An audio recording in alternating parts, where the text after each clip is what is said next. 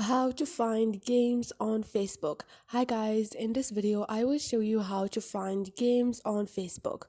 It's so easy and quick, so let's start. First thing, go to your Facebook app. Now click on those three lines up there. Click on the setting icon beside the search icon and scroll down until you find games. Now here you're gonna find games you have played on Facebook or Messenger. They can receive information you choose to share with them.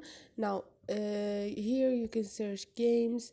You have here to remove or removed games or not, and this is it to manage what information you have sharing or remove any games that you no longer want to use.